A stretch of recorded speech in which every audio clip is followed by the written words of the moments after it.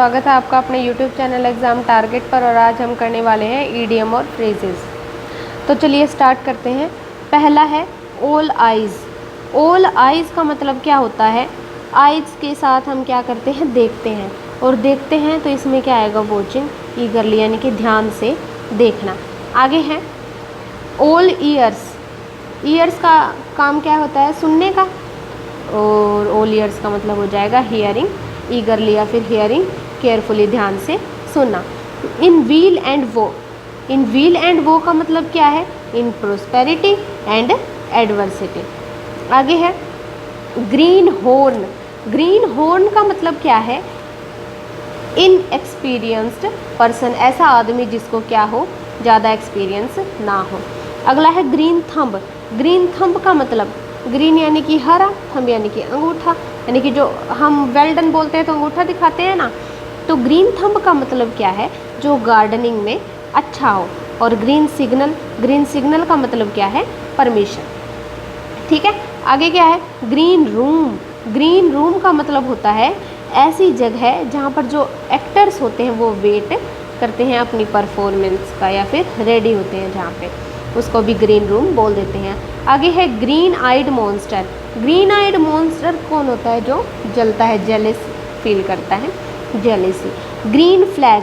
Green flag कब दिखाया जाता है? जब पॉजिटिव एक्शन लेना हो, किसी को सब कुछ ओके हो, तब दिखाया जाता है ग्रीन फ्लैग। आगे है bag and baggage. Bag and baggage का मतलब क्या है?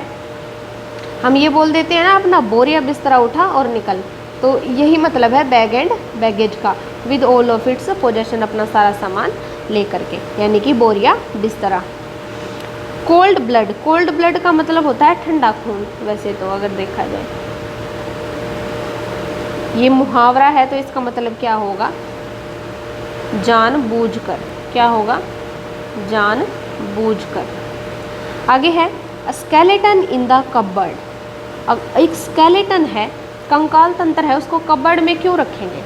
स्केलेटन पहली तो बात है एक एम्बेरेजिंग फैक्ट है, एम्बेरेजिंग चीज़ है, और इसको हमने कहाँ रखा? कबर्ड में रखा। और कबर्ड में क्यों रखा होगा? क्योंकि उसको क्या रखना होगा? हमें सीक्रेट रखना होगा, तभी रखा होगा कबर्ड में। तो a skeleton in the cupboard का मतलब क्या है? An embarrassing fact to be kept secret. Flying into a passion. Flying into a passion का मतलब है टू बिकम एंग्री सडनली, अचानक से गुस्सा हो जाना। Break the ice. Break the ice का मतलब है चुप्पी तोड़ना। क्या होता है ब्रेक द आइस का मतलब? चुप्पी तोड़ना, यानी कि चुप्पी तोड़ना यानी कि बोलना स्टार्ट करना। Make people meeting first time feel more comfortable. आगे है raked his brain. Raked his brain का मतलब क्या है? बहुत ज़्यादा सोचना, सोच विचार करना, वो होता है रैक्ड हिज ब्रेन। आगे है to smell a rat. To smell a rat का मतलब क्या है? संदेह पूर्वक। क्या? संदेह होना। जब शक होगा तभी तो हम रैट को स्मेल करेंगे, तो इसका मतलब क्या है? To have a reason to suspect. आगे है फीवर पिच। फीवर पिच का मतलब क्या है? To get so strong that one can not control them. Fever pitch का मतलब क्या है? इतना ज़्यादा मजबूत हो जाना कि जिसको कोई क्या ना कर सके, कंट्रोल ना कर सके, ऐसी फीलिंग होना। आगे है fair and square. Fair and square का मतलब क्या होता है? ऑनेस्टली, ईमानदारी से। फेयर एंड स्क्वेयर का मतलब क्या है? ऑनेस्टली यानी कि ईमानदारी से। आगे है कट अ पुअर फिगर।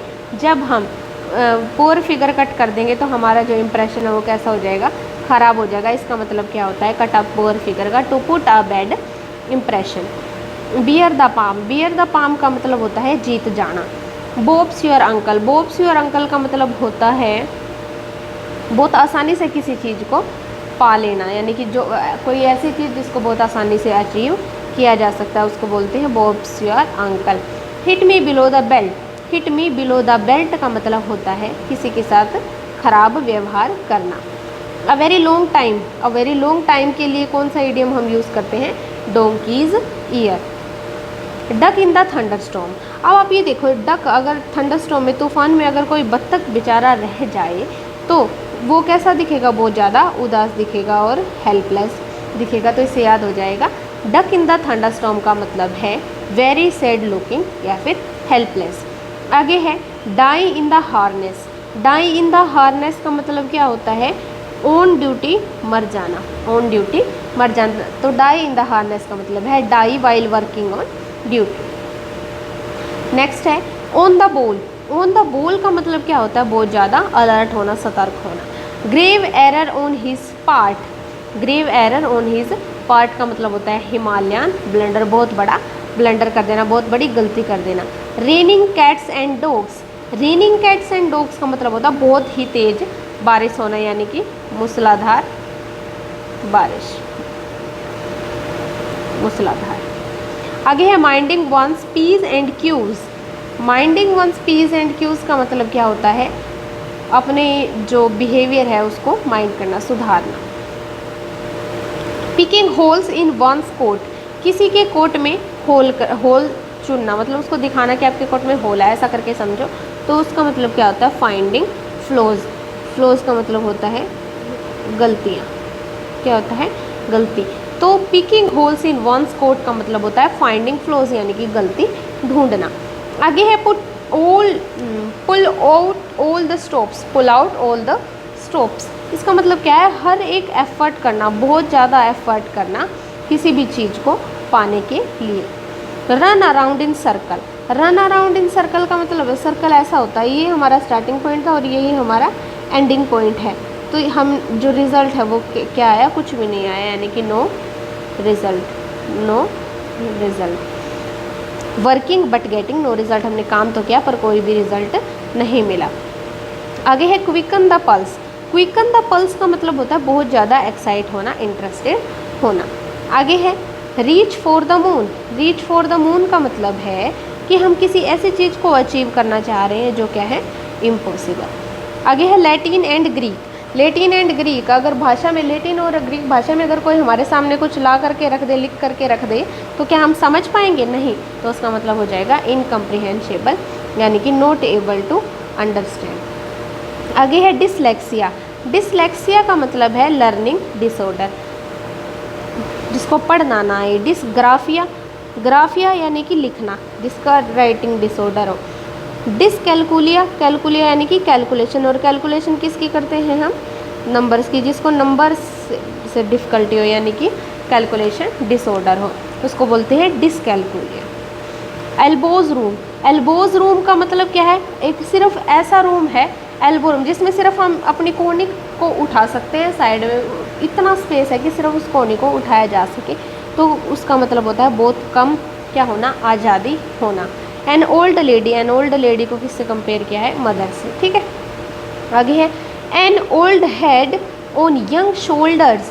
इसका मतलब क्या है? ओल्ड हेड यानी कि बूढ़ा सिर, बड़ा सिर, यंग शोल्डर्स और छोटे कंधों पर, यानी कि कोई ऐसा आदमी जो कैसे बिहेव करता है कि वो बहुत बड़ा है और उसको बहुत ज़्यादा एक्सपीरियंस है। To make a pile. To make a pile का मतलब होता है to make a lot of money, बहुत सारे पैसे कमाना। आगे है येलो बेलीज। येलो बेलीज का मतलब होता है कोवार्ड। कोवार्ड यानी कि कायर। आगे है a rolling stone gather snow moss. एक रोलिंग स्टोन है जिसने कुछ भी गेन नहीं किया, यानी कि a person who doesn't settle in one place. Rolling stone जो कि एक जगह पर नहीं टिकता, उसी को बोल देंगे rolling stone. For a long time, और बहुत जगह तक, बहुत टाइम तक एक जगह पर नहीं टिकता और उसने कुछ भी गेन नहीं किया, ना तो वेल्थ, ना फेम, ना नेम। ठीक है, उसको बोलते हैं rolling stone gathers no moss. Breathe his last. Breathe his last का मतलब होता है डेथ होना, यानी कि आखिरी सांस लेना, यानी कि मृत्यु होना। Nipped in the bud.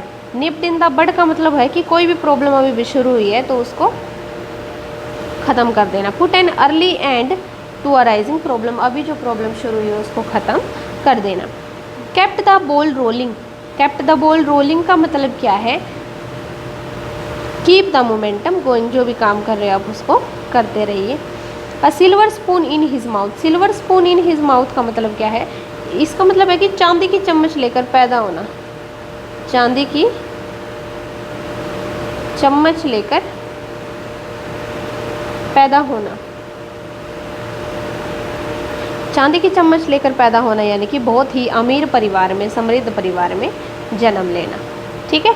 A gesture of peace, gesture of peace के लिए किसको यूज़ करते हैं? ओलिव ब्रांच, जो ओलिव ब्रांच है वो शांति का प्रतीक होता है। ठीक है।